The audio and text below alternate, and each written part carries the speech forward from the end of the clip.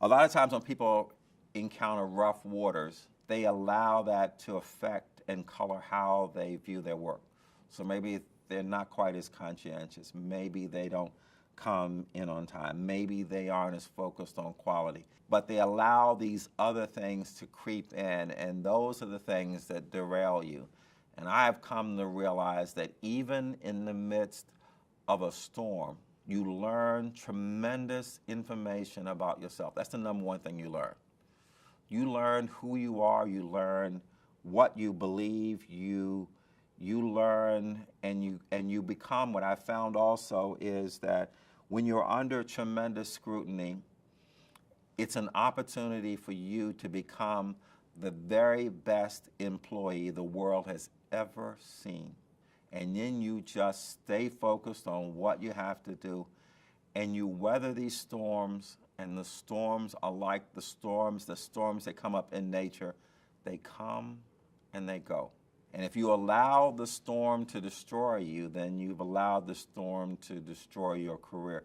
If you choose not to allow that to happen, you can actually take those otherwise negative experiences, and goodness knows I have no desire to ever go back through those days again. But when I can see over my career, these things have happened from time to time. You can look back and you can see how each one of those experiences helped perfect you. It's the fire that refines the gold. It gets all of the trash out of it. And the fire of these challenges, if you stay focused, if you know who you are, they can then do the same thing for you. So it can help refine you, it can help sort of elevate your game.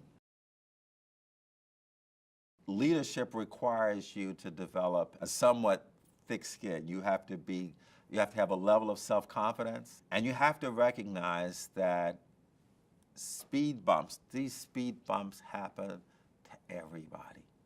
You're not being picked on. It's not somebody's out to get. It just happens to everybody. And once you begin to realize that these things happen to everybody, sometimes you can predict them, sometimes you can't. Sometimes it's because of something you said or you didn't say.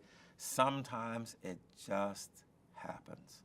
And you just have to understand that and understand successful people have to be able to survive these things and to move on. And then not only to survive them, but obviously you can't do it, it doesn't happen while you're in the middle of it, but actually use these very difficult situations to help you to grow and to mature as a person.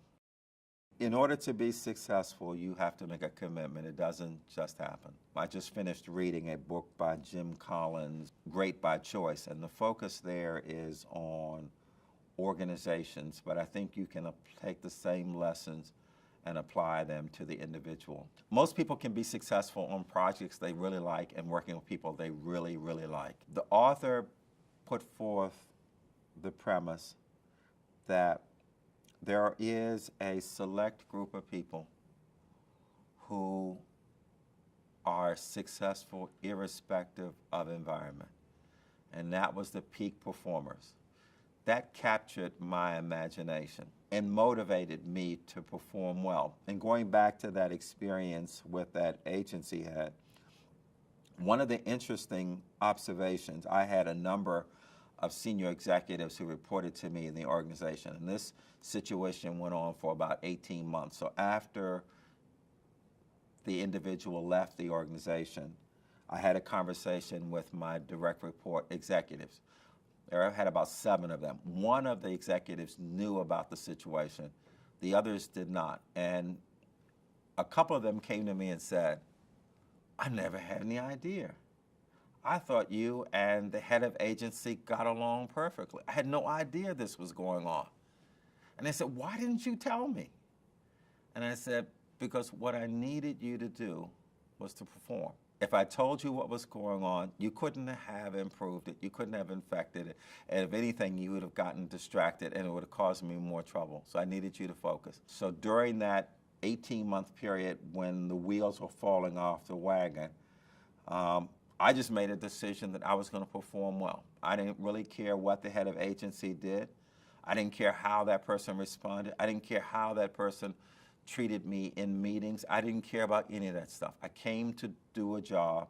I'm going to do the job. I'm going to do it to the best of my ability. That's what the true cost is. Can you be successful in, obviously no one wants to go to an environment where they aren't being treated well or it's a difficult environment. But having said that, there are times in your career that is going to happen. Happens to everybody. The question becomes a simple one. What are you going to do about it? What are you going to do about it? I just made a decision that it doesn't really matter unless I made a decision a long time ago.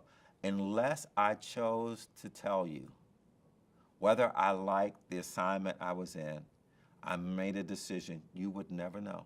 You would never know by my behavior, by my attitude, by my commitment. You just would never know.